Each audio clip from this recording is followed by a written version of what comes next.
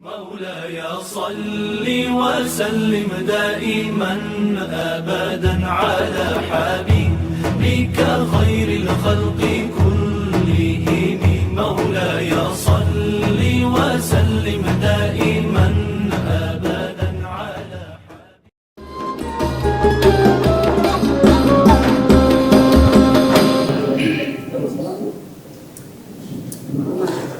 Bismillahirrahmanirrahim. Assalamualaikum warahmatullahi wabarakatuh. Alhamdulillahil qail fi kitabihil karim. A'udzu billahi minasyaitonir rajim. Bismillahirrahmanirrahim. Wal fajr wa layalin 'ashr wasy-syaf'i wal watr ila akhiril ayat. Salatuhu wa salamuhu ala habibihi Muhammadin wa ala alihi wa sahbihi wa sallam. Rabbi shrah li sadri wa yassir li amri wa hlul 'uqdatam min lisani yafqahu qawli. Jamaah yang dirahmati Allah Subhanahu wa taala, alhamdulillah kita semua sehat walafiat. Kita semua berada dalam lindungan Allah Subhanahu wa taala. Dan paling istimewa bahwa pada hari ini adalah hari Nahar, hari penyembelihan kurban. Dan sebab itu maka ayat-ayat yang saya pilih untuk saya bahas pada kesempatan ini adalah ayat yang berkaitan dengan kurban. Meskipun kajian ini sudah pembahasan yang berkaitan dengan kurban itu sudah banyak, tapi jamaah dirahmati Allah Subhanahu wa taala melalui 3 ayat sumpah ya. Ayat ini ya surah Al-Fajr, surah yang ke-89 ayat 1 sampai 3. Ini adalah sumpahnya Allah Subhanahu wa taala. Ya, demi fajar, demi 10 malam, demi yang genap dan yang ganjil. Kalau sumpah seperti ini ya sepintas selalu sulit kita pahami, tetapi dipahami ya melalui uraian-uraian yang ada pada para pendapat para ulama dan ayat-ayat yang berkaitan dengan itu. Untuk maksud tersebut kami ajak kita semua supaya kita lihat kita punya Android disesuai dengan ayat yang kami tunjuk. Fajar itu adalah sumpah Allah Subhanahu wa taala. Sama dengan wadduha, wal laili idza saja, wan nahari siang malam, wal asri itu sumpah semua itu. Kenapa Allah bersumpah? Itu dikandung maksud bahwa kalau Allah bersumpah dengan makhluknya itu berarti sesuatu yang akan dibahas, sesuatu yang akan dibicarakan sangat penting. Jamaah dirahmati Allah Subhanahu wa taala. Dan ini menunjuk kepada alam. Fajar alam. Ya. Fajar itu satu sumpah pertama demi fajar. Allah bersumpah dengan fajar. Fajar dimaksud adalah yaumun nahar, hari penyembelihan. Jadi kita sekarang pada saat ini adalah berada pada hari penyembelihan. Pada hari ke-10, 11, 12, 13, hari-hari tasyrik itu adalah hari penyembelihan. Penyembelihan dalam arti kata bahwa an-nahar. Nahar itu artinya mengalirkan darah. Nah, ini hari yang kita berada sekarang 10 Zulhijjah. Fajar itu adalah tanda lahirnya cahaya setelah gelapnya. Jadi simbol kebangkitan setelah kita tidur. Ya. Sedangkan tidur itu diibaratkan dengan kematian. Ya. Kemudian setelah tiba fajar itu pertanda bahwa harapan bangkit setelah kita dalam kondisi ya sama dengan kematian karena kita tidur. Nah, tafsir para ulama yang mengatakan bahwa yang dimaksud dengan fajar itu seperti Ibnu Katsir menjelaskan bahwa fajar mencakup seluruh waktu subuh. Jadi bukan hanya fajar di 10 ini saja, 10 Zulhijjah, tapi besok, lusa, ya itu hari-hari fajar dimaksud. Itu menurut pendapat Ibnu Katsir. Menurut Al-Qurtubi menyebut bahwa fajar itu melambangkan keluarnya cahaya tauhid, melambangkan keluarnya tauhid melambangkan keluarnya cahaya tauhid dari gelapnya kekafiran. Ini pendapat dari Al-Qurtubi. Fahrur Razi, ini ahli tafsir semua, melihat bahwa fajar itu adalah simbol keteraturan kosmos ya, dan bukti kekuasaan Allah Subhanahu wa taala. Jemaah dirahmati Allah Subhanahu wa taala, makna ruhani yang terkandung dalam fajar ini adalah dikatakan bahwa malam itu tidak abadi.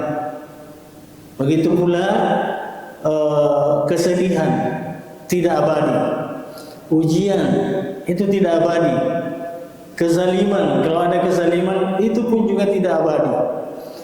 Akan tetapi itu ibarat fajar yang pada saatnya akan ada akhirnya juga. Makanya tidak salah jika ada orang mengatakan bahwa ya setiap pesta pasti ada akhirnya.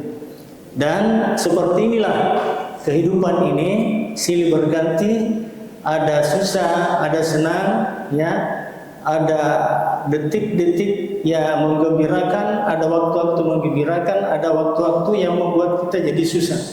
Tetapi tidak ada yang abadi karena yang ada adalah pergantian-pergantian. Itu salah satu makna daripada al-fajar.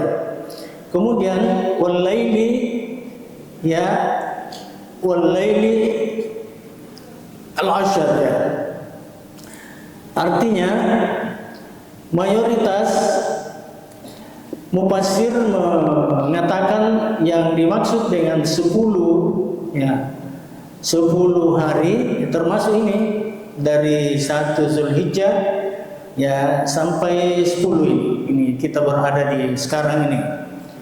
Ya, itu sesuai dengan sabda Rasulullah SAW, tidak ada hari-hari yang amal saleh di dalamnya lebih dicintai oleh Allah Subhanahu wa taala daripada 10 hari seperti yang kita berada di dalamnya sekarang ini. Jadi alhamdulillah ya, ternyata jemaah kita ada yang sempat memanfaatkan hari-hari ini ya 9 hari berpuasa, dan ada juga yang macam-macam. Ibu-ibu juga saya dengar ada yang sampai 1 ya Zulhijjah sampai 9. Jadi tadi baru. Nah, kita mulai sekarang ini tadi, besok, lusa 3 hari ya berturut-turut sesudah hari nahar. Berarti 4 hari itu tidak boleh berpuasa. Bukan tidak boleh, artinya haram kita berpuasa. Jemaah dirahmati Allah Subhanahu wa taala. 10 hari yang dimaksud itu menurut At-Tabari, ini ahli tafsir juga, dengan seluruh banyak ulama yang berpendapat bahwa 10 hari yang dimaksud itu adalah didukung dengan mayoritas ulama. Karena ada ulama yang mengatakan bahwa 10 hari itu ada pada bulan Ramadan terakhir. Ada yang mengatakan seperti itu. Jadi likur terakhir dari bulan Ramadan. Ada yang mengatakan bahwa 10 hari yang dimaksud itu adalah Muharram, dari 1 sampai 10 Muharram termasuk hari Asyura. Hari Asyura kita di disunatkan untuk berpuasa juga. Dan tetapi yang paling banyak para ulama berpendapat 10 hari yang dimaksud adalah hari 1 sampai sekarang ini di bulan Zulhijjah. Itu pendapat para ulama. Nah, Allah menginginkan dengan menyampaikan waktu ini seperti ini adalah waktu-waktu tertentu ya di mana ada pintu rahmat ya dibuka sangat luas ya bagi orang-orang yang beriman. Jadi ada waktu-waktu tertentu di mana Allah membukakan obral ya kayak obral pahala ya ada hal-hal tertentu dan barangkali ini suatu nilai yang bagi kita di sini jamaah bahwa dalam hal-hal tertentu kita membuat sesuatu yang wow yang bisa kita lakukan sesekali ya setelah kita melakukan ya sesuatu yang agak membuat perasaan kita, suasana kehidupan kita agak-agak penat begitu. Jadi kita refreshing lah, karena ini adalah suatu hal yang ya menjadi nilai daripada waktu yang Allah perlihatkan kepada kita. Nah, wasyafai wal watr. Ini ayat ketiga. Yang genap dan yang ganjil. Apa penjelasan para ulama? Ya, ini artinya apa? Ayat ini paling luas maknanya. Ciptaan Allah itu ada kebalikan-kebalikan, berpasang-pasangan. Ada kaya, ada miskin, ada yang cantik, ada yang mungkin jelek, ada yang kuat, ada yang lemah. Semua itu ya menggambarkan kekuasaan Allah Subhanahu wa taala terhadap makhluk Allah. Jadi kalau ada laki, ada perempuan. Ya, ada tua, ada muda. Semua ini adalah merupakan ya ciptaan Allah Subhanahu wa taala yang hal ini sekaligus juga mengantarkan kita tentang Allah Subhanahu wa taala itu. Bagaimana Allah itu? Ya, kalau semua makhluk ciptaan Allah itu berpasang-pasangan, maka Allah itu tidak berada di dalamnya. Allah itu tidak ada pasangan. Makanya disebut wal watr. Wal watr, witir. Witir itu kan ada salat witir, salat ganjil. Ya, Allah suka kepada yang ganjil. Nah, perbedaan dalam ayat ini adalah kalau makhluk Allah itu adalah ada pasangannya, setiap makhluk Allah ada pasangan, ya, maka Allah itu jauh dari pasangan, tidak ada pasangannya. Makanya disebut untuk mengenal Allah secepat, ya, sedemikian cepatnya, ya kita lihat makhluk Allah bahwa ada pasangan-pasangan. Kalau makhluk, tetapi kalau Allah itu tidak memiliki pasangan, ya. Wasyafai wal watr, itu yang dimaksud. Ada pasangan, ada yang genap dan ada yang ganjil. Yang ganjil ini adalah Allah yang dimaksud. Jamaah yang dirahmati Allah Subhanahu wa taala, untuk tafsir ya para mufassir mengatakan bahwa syafa ya wasyafai itu artinya yang genap seluruh makhluk, sedangkan witr ya adalah Allah yang Maha Esa. Ini pendapat yang sangat dalam ya secara tauhid. Ya. Kemudian syafa' itu bisa berarti hari nahar, hari penyembelihan karena 10. Ya, hari ke-10 kan hari penyembelihan. Ya. Tapi kita sepakat bahwa di sini nanti besok karena kita mengalirkan darah. Ya. Sapinya sudah siap. Dan karena itu maka hari nahar itu juga masuk dalam makna 10 genap. Kemudian ganjil witr itu yang dimaksud adalah 9 Zulhijjah kemarin itu. Ya, waktu kita berpuasa.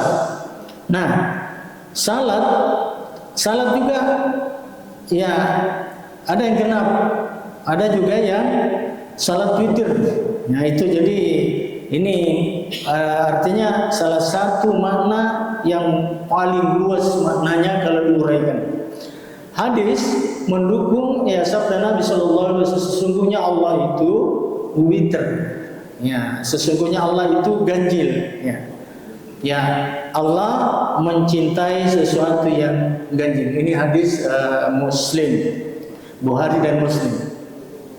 Kemudian uraian makna dari simbolisme sumpah ini. Uraian makna sumpah Allah yang 3 ayat tadi itu.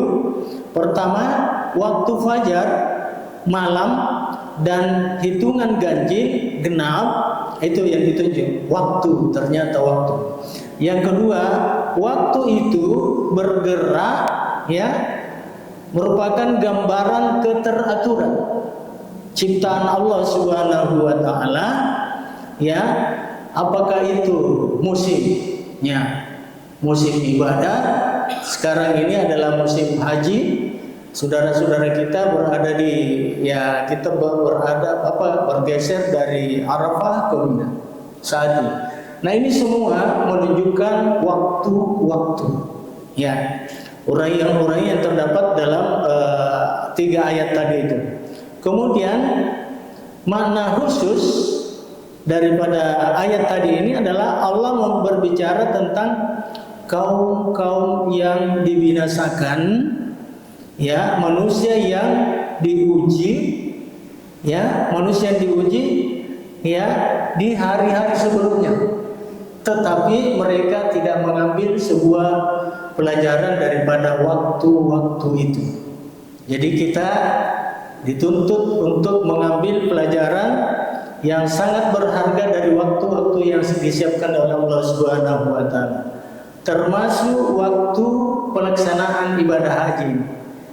Pelaksanaan ibadah haji ini adalah peninggalan sejarah daripada Nabiullah Ibrahim alaihissalam yang dulu disebut dengan syir'atun man qablana, syariah yang pernah berlaku pada masa sebelum Rasulullah SAW, ya, lalu kemudian itu diabadikan sampai sekarang dan seterusnya.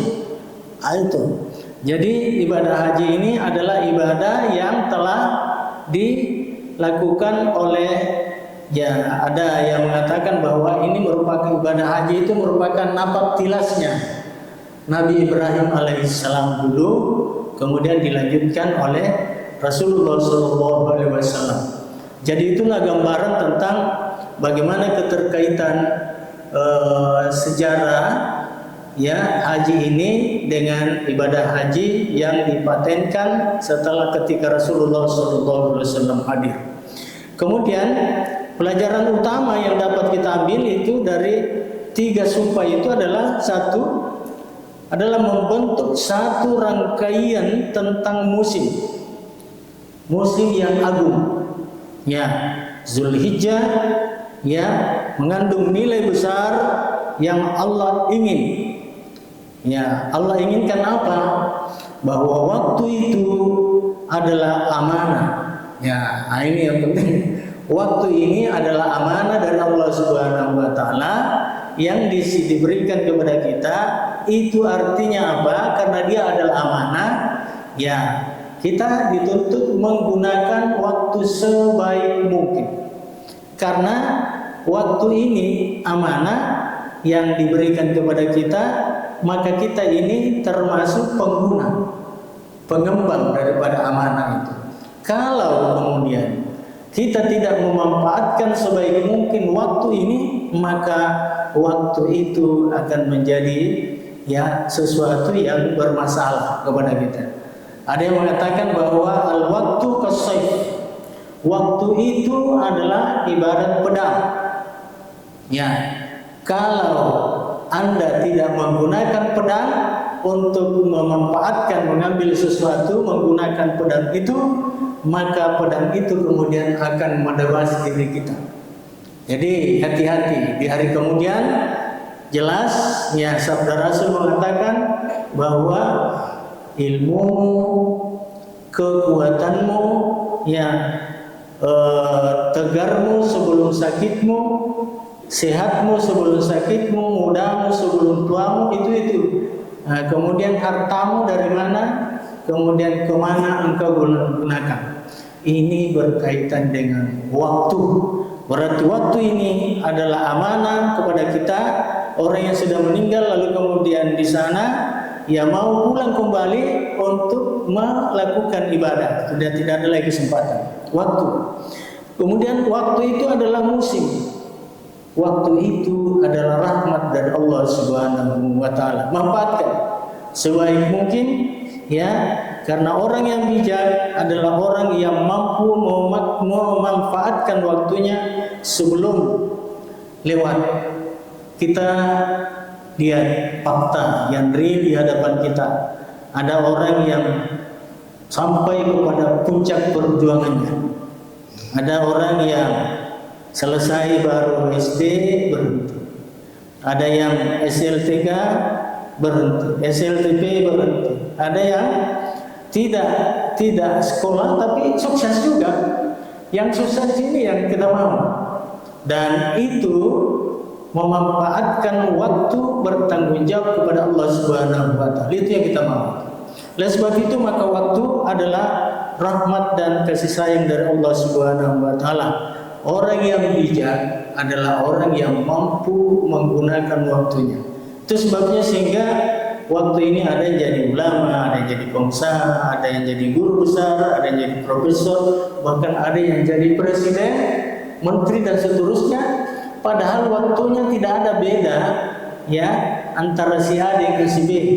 Ya, melalui waktu ini Allah memberikan kesempatan sama, tetapi ada yang berhasil, ada yang tidak. Nah, tentu kita dituntut untuk menggunakan waktu sebaik mungkin. Ya, jangan sampai kita waktu habis tidak ada sesuatu yang dapat kita ambil dari waktu itu. Celaka kita. Kemudian waktu itu adalah cahaya. Cahaya yang datang setelah gelap. Ini menggambarkan bahwa ketika ada soal, ada masalah, ada ujian yang pernah kita alami, yang kita rasakan, yakinlah bahwa masalah itu akan ada akhirnya, akan ada waktu yang jadi waktu yang berbicara. Nah, kata orang yang mengalami banyak hal yang luar biasa, dia bertekad bahwa waktu itu adalah waktu yang hebat, yang luar biasa, yang memberikan solusi dari masalah. Jadi mari kita manfaatkan waktu, kesempatan. Semua kita ini sama nih.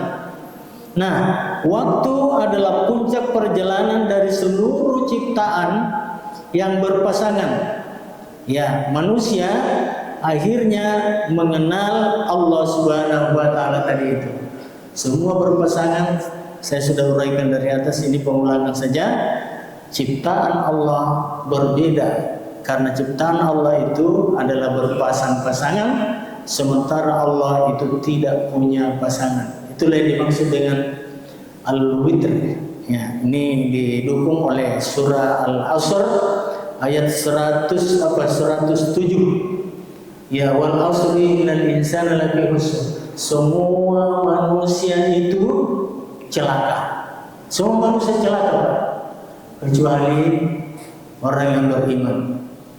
Wa amilus sholihat dan wa tawassaw bil haqqi wa tawassaw bis sabr.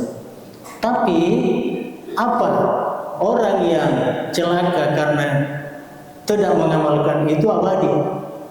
Orang yang beriman menyesalinya itu menyesal karena kenapa dia mengatakan kenapa kurang amalnya.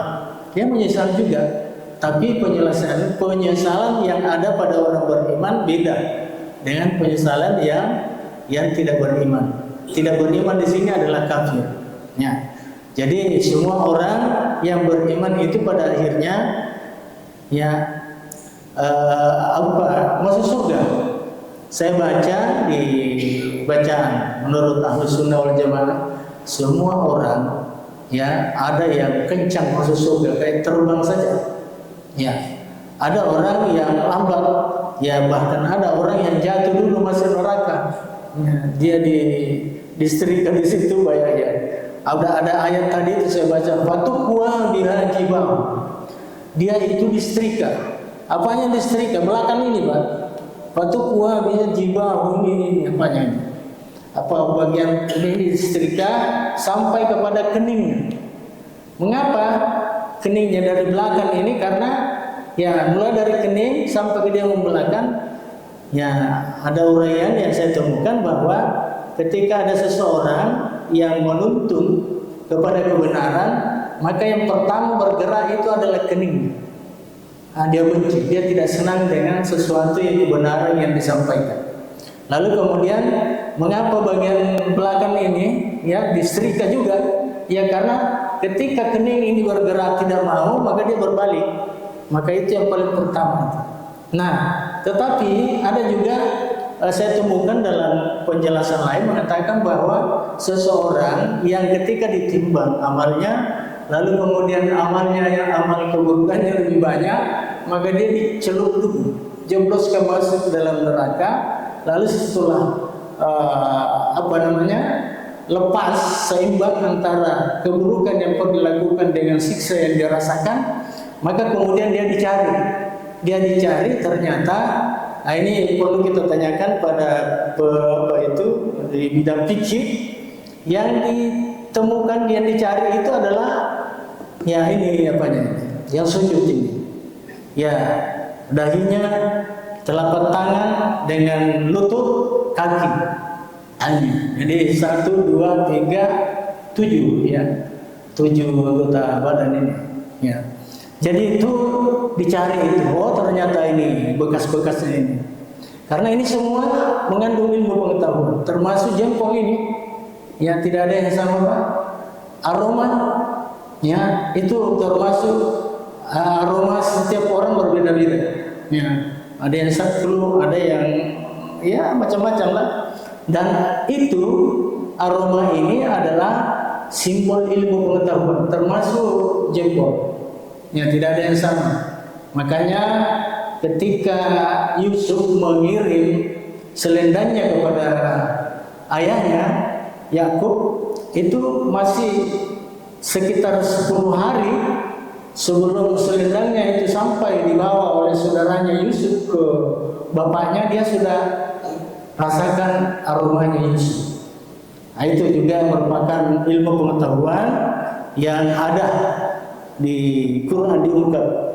Jemaah yang dirahmati Allah Subhanahu wa taala, waktu ya kemudian ada misi yang ingin kita capai dari pergantian waktu-waktu ini.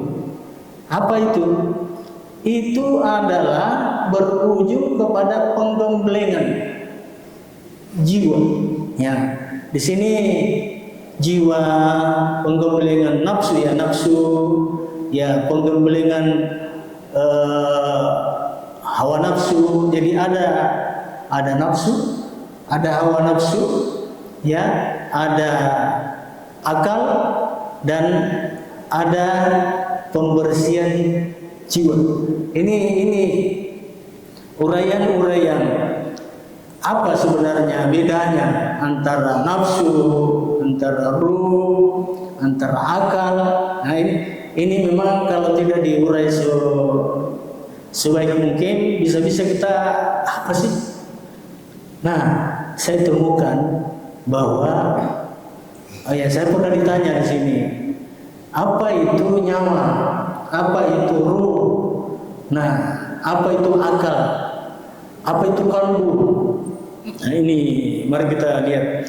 Ini semua ruh, ya, begitu pula nafsu, begitu pula akal, begitu pula nafsu, ya, hawa nafsu. Ini menjadi sasaran yang harus dibentuk dengan adanya pergantian silih berganti waktu-waktu yang Allah berikan kepada kita, supaya ya kita tidak liar dalam menggunakan kesempatan ini. Nah, mari kita lihat.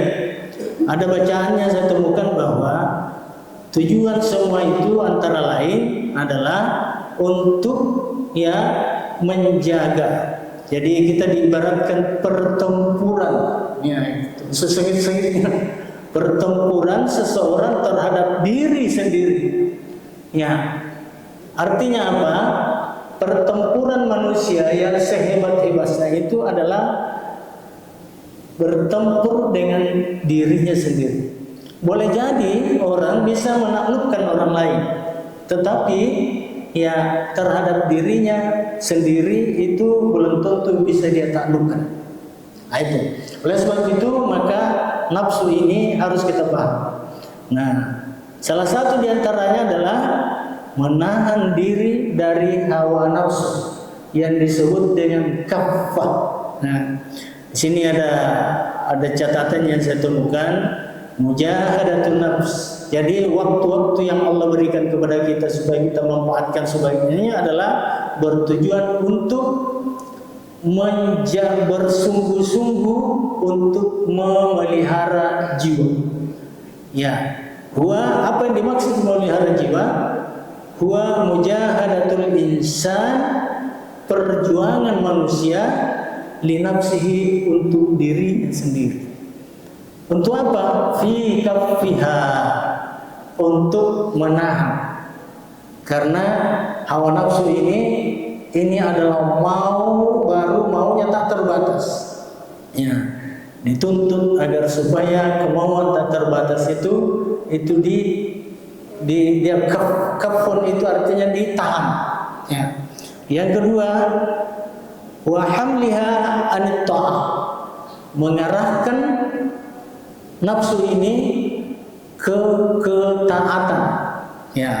Dan yang ketiga, wa tazkiyatiha bil fadha'il, artinya menjaga ya jiwa ini, nafsu ini daripada untuk mengisi keutamaan.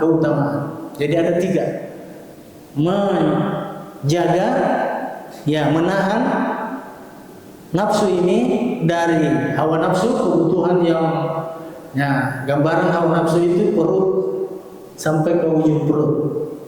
Itu realnya itu. Ya, jadi itu yang harus dijaga. Nah, barangkali dulu ya ketika masih saya berseloroh biasa di sini, ya jelita jalan 50 tahun ya masih belang-belang. Tapi kalau sudah lolita, sudah lolos 50 tahun, itu sudah masih melakukan lagi seperti itu, karena masih ada YouTube saya lihat itu. Sampai sudah 70 tahun ke atas itu masih melakukan juga itu. Di pesantren apa ya? Sampai dia menggilir, ya Allah. Itu. Ini hawa nafsu namanya itu. Fiha, harus kita kendalikan itu. Yang kedua, mengarahkan nafsu ke ketaatan. Itu hamliha, taat. Jadi bukan kita yang ditunggangi oleh hawa nafsu itu. Kemudian yang ketiga, ya tujuan daripada Allah memberikan kesempatan kepada kita itu adalah tazkiyatiha, agar supaya kita membersihkan ya nafsu itu dari ya yang lain, yang itu tadi, termasuk hidung belang. Ya. Kemudian kita mesti memahami bahwa al-qalbu, hati, yuwajjih, hati itu mengarahkan.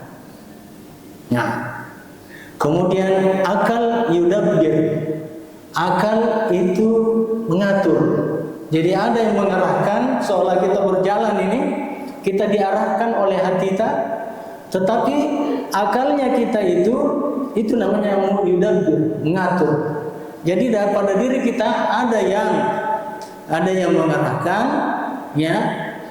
Makanya yuwajjih itu adalah wajah, arah ke depan, ya. Kemudian kalau dalam bahasa ini paradigma, ya, gimana paradigma ke depan itu, supaya jangan salah sasaran itu, salah weser, supaya jangan salah weser. Kita mau belok kiri atau kanan, itu namanya yuwajjih. Jadi yang yuwajjih itu adalah hati, yang memberi arahan ke depan itu hati. Kemudian akal itu adalah yudabbir, dia mengatur. Ya, segalanya harus teratur, karena kapan tidak teratur semrawut namanya. Kemudian nafsu, tentang nafsu pada diri kita itu ya tanzabitu, dikendalikan. Jadi nafsu tidak kita buang, tetapi nafsu dikendalikan. Akal mengatur, terus kalbu memberi arah. Jadi sudah 3, hati, akal, kemudian nafsu. Ini agak lebih teknis lagi. Tetapi kajian yang saya temukan lagi tidak cukup hanya 3 saja. Ya, tapi harus ditambah lagi 1. Ya, sebagai komponen yang ada dalam diri kita, yang 1 itu adalah ruh. Nah, apa hubungannya ruh? Ya, di sini dikatakan ar-ruhu yunawwir. Roh itu pada diri kita itu mampu untuk memberikan cahaya. Ya, karena ini adalah dari Allah Subhanahu wa ta'ala. Ruh itu dari Allah. Ya, beda dengan fisik kita. Kalau fisik jasmani kita itu dari tanah dan akan kembali menjadi tanah. Tapi ruh ini yang selamat itu akan kembali kepada Allah. Karena Allah mengatakan dalam Al-Quran, ya, Allahu nurus samawati. Allah itu adalah Maha Pemberi cahaya. Jadi ruh ini adalah memberi cahaya. Ya, kemudian cahaya itu, cahaya kebenaran itu ditangkap oleh kalbu, hati. Nah, kalbu ini kemudian memberi arahan. Kemudian ya, akal, karena kita akal ini ya mengatur, dan kemudian nafsu itu dikendalikan. Jadi ada cahaya dari Allah, kemudian hati, ya, hati ini yang semua berkaitan dengan hati. Sebenarnya 4 komponen ini itu dari Allah Subhanahu wa ta'ala semua. Karena ini adalah yang abstrak dalam kita. Beda dengan fisik jasmani ini. Jamaah dirahmati Allah Subhanahu wa ta'ala, inilah kemudian yang dididik yang menjadi sasaran untuk diperbaiki. Nah, saya ya, sebelum ada yang mau bertanya, saya ingin sampaikan bahwa sesungguhnya membangun nafsu itu, membangun kalbu itu, akal pikiran termasuk, itu didahului oleh kata-kata sumpah dari Allah Subhanahu wa ta'ala. Begitu beratnya apa yang disebut dengan jiwa kalau kita ingin perbaiki.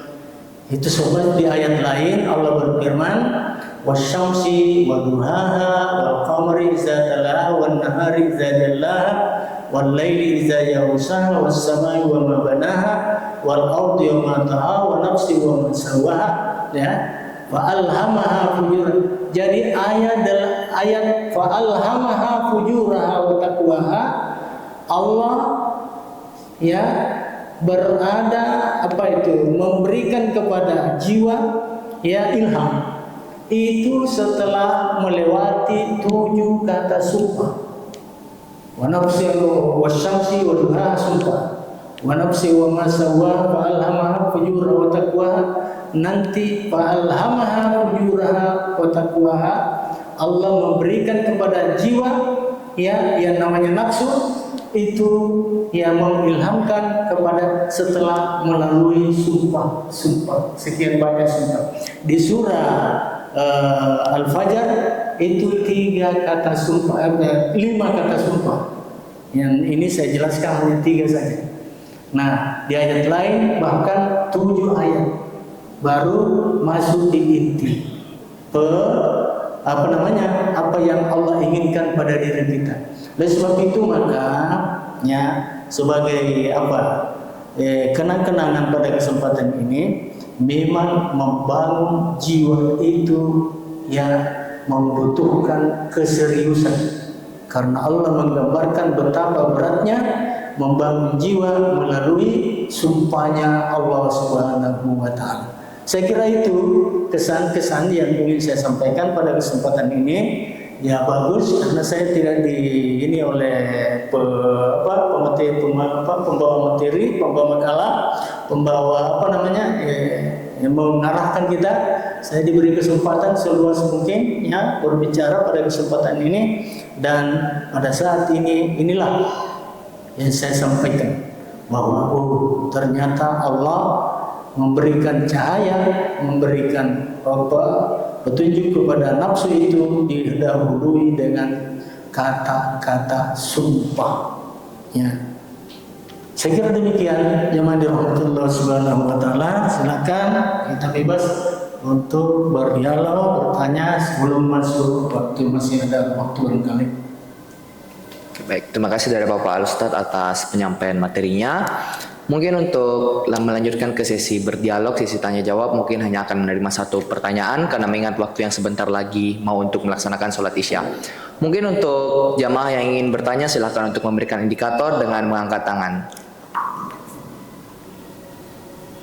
Apakah ada jamaah yang ingin bertanya? Tapi Pak. Bismillahirrahmanirrahim. Assalamualaikum warahmatullahi wabarakatuh. Terima kasih Ustaz, menarik ini karena berbicara tentang waktu. Jadi tadi disampaikan bahwa Allah dalam Al-Quran itu memiliki beberapa sumpah tentang waktu ini. Jadi ada wan lail, wasams, wan nahar, wadduha, dan seterusnya. Kemudian tadi dicontohkan bahwa setiap manusia itu memiliki waktu yang sama dalam satu hari itu, sama-sama 24 jam. Tidak ada yang diberikan Allah waktu melebihi dari 24 jam, dan tidak ada juga yang kurang. Jadi semua mendapat porsi yang sama. Apakah itu anak kecil ataukah orang dewasa, orang tua, bahkan menjelang kematian pun semua orang itu diberikan jatah waktu yang sama dalam satu hari itu 24 jam. Hanya ada pendapat itu dikatakan, tapi saya sambung tadi itu, bahwa ada orang yang bisa jadi presiden dengan waktu yang sama diberikan kepada misalnya buruh misalnya ya, waktunya sama, tetapi ada yang jadi presiden, ada yang jadi buruh, atau jadi pegawai biasa, ada yang jadi gubernur, ada jadi bupati. Nah, di situ kelihatan bahwa ada pendapat itu yang mengatakan bahwa hidup itu dimulai dari umur 40 tahun. Life begin 40 ya. Jadi hidup itu dimulai dari umur 40 tahun. Orang yang bisa jadi presiden ya, berarti dia hidup itu sebelum 40 tahun. Tapi kebanyakan manusia itu hidup mulai dari 40 tahun. Artinya bahwa dia berada pada posisi yang katakanlah kurang sukses begitu ya. Karena hidupnya dimulai dari 40 tahun. Ya, jadi itu mungkin yang membuat ada orang yang sukses dari sisi pandangan kekayaan harta, ada yang sukses dari pandangan ilmu yang dia miliki, dan juga mungkin ada yang dari sisi ibadahnya. Ya, jadi kesuksesan ini bisa dilihat dari beberapa kacamata ataukah pandangan. Nah, yang disampaikan tadi itu memang kesuksesan dari sisi jabatan ataukah harta. Nah, yang terakhir itu ya, kita memang di dalam mengisi waktu ini senantiasa kita diberikan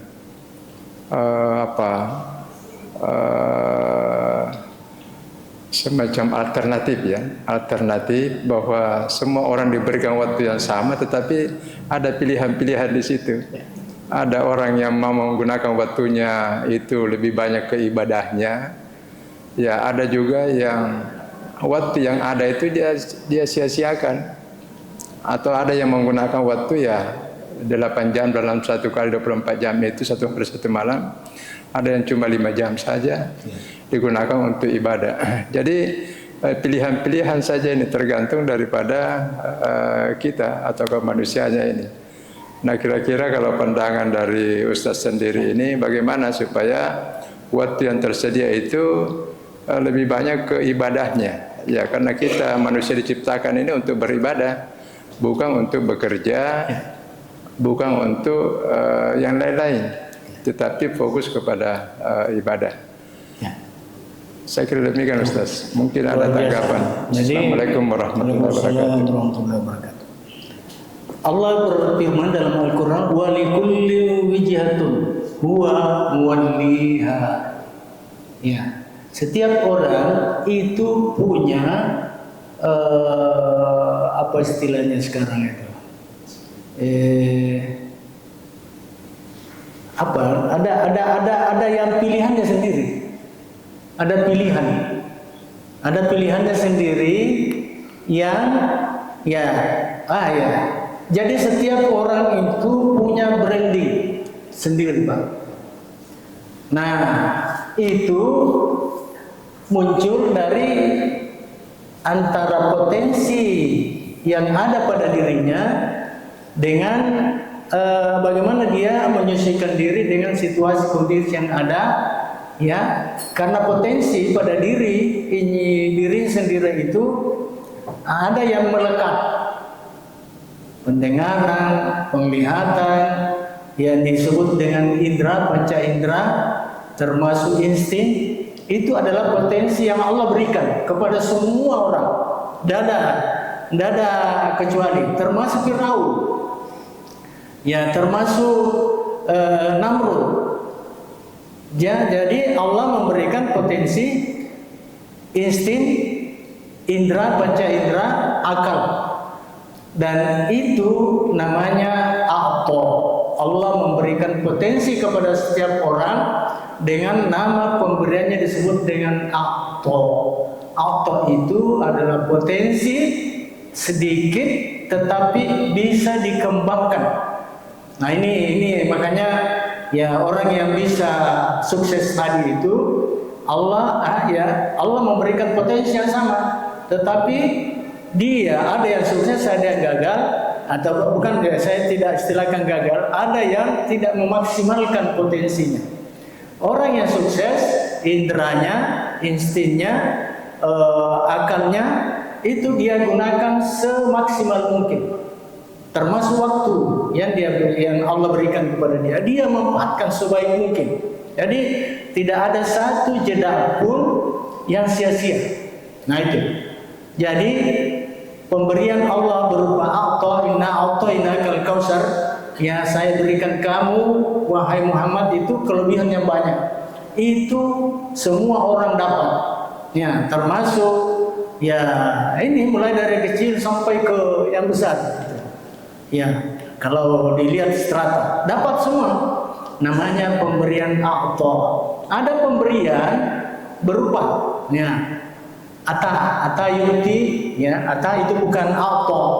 Yu'til mulka man tasya wa tanzi'ul mulka mimman tasya. Allah memberikan berupa kekuasaan kepada siapa yang dia mau, harta kepada siapa yang dia mau, ilmu kepada siapa yang dia mau. Tetapi baik harta, ilmu, ya, kekuasaan itu sewaktu-waktu pemberian itu bisa dicabut oleh Allah Subhanahu wa taala. Jadi masih bisa dilihat, seseorang diberi kekuasaan, tetapi di waktu yang lain juga ditarik kekuasaan itu. Itu pemberian yang sewaktu-waktu itu bisa dicabut. Tidak sama dengan pemberian inna a'tainakal kautsar, pemberian indera, panca indera, akan pikiran, tidak. Ya. Dan ada yang disebut dengan pemberian Allah berupa wahab. Ya, innaka antal wahhab. Allah memberikan sesuatu yang memang kita sudah lama tunggu-tunggu. Jadi Allah itu memberikan kepada Nabi Ibrahim, ya, seperti doa Nabi Ibrahim itu, ya, nunggu-nunggu anak. Sudah lama dia mohon sama Allah, ya, baru diberi anak. Nah, anak ini didahului dengan usaha doa, lalu Allah kasih. Itu adalah wahabah. Ada juga pemberian berupa iman. Ya, keimanan itu adalah pemberian yang Allah berikan kepada Nabi Ibrahim, disebut dengan wahab. Ya Allah, tunjuki kami jalan yang lurus. Ya, itu adalah pemberian yang kita doa lalu Allah kasih. Itu namanya wahab. Jadi ada orang yang, ya kita lihat aja, ada orang yang mendapat petunjuk seperti itu. Ya, dia berdoa, dia berusaha mengerahkan semua kemampuannya. Ya, wahab. Ya, ada pemberian yang Allah memang sudah diberikan sejak dari awal, sebelum dia dari kecil, ya, begitu dia lahir sudah. Nah, nanti dia pertanggungjawabkan pemberian itu setelah dia berumur balik. Ya, mulai dari balik, ya, apa bahasanya balik? Balik itu setelah dia, kalau laki-laki mimpi basah, kalau perempuan kedatangan tamu tak diundang setiap bulan. Mulai pada saat itu dia sudah harus bertanggung jawab untuk segala aktivitasnya. Makanya dia disebut mukallaf. Oleh sebab itu maka orang seperti ini ya tidak hanya nanti umur 40 tahun baru dia merasa bahwa saya ini harus sukses. Tidak. Ya, karena pada saat itu begitu dia mulai balik, dia sudah dituntut agar supaya potensi yang Allah berikan kepada dirinya itu sudah dia maksimalkan. Jadi tidak ada leha-leha, Pak. Tidak ada santai-santai di sini. Begitu kita diberi ke batas, Anda sudah pernah mimpi, Anda sudah perempuan sudah kedatangan tamu tadi undang, tanggung jawab di situ. Mulai pada saat itu harus melakukan sprint. Tidak bisa berleha-leha karena semua itu akan dipertanggungjawabkan. Ini sedikit ada. Jadi kalau selama ini mungkin ada 40 tahun baru dia sadar, terlambat. Nah ini, jadi itulah mulai pada saat sekarang kira-kira umur 14 tahun, 13 tahun atau 12 tahun itu sudah mulai sadar anak-anak kita yang termasuk remaja-remaja dan seterusnya sampai kepada kita sekarang yang sudah kakek-kakek tua-tua. Demikian atas segala perhatiannya saya ucapkan banyak terima kasih, Masya Allah, luar biasa, dan mohon dimaafkan lebih dan kurangnya atas apa yang saya sampaikan. Assalamualaikum warahmatullahi wabarakatuh. Waalaikumsalam warahmatullahi wabarakatuh.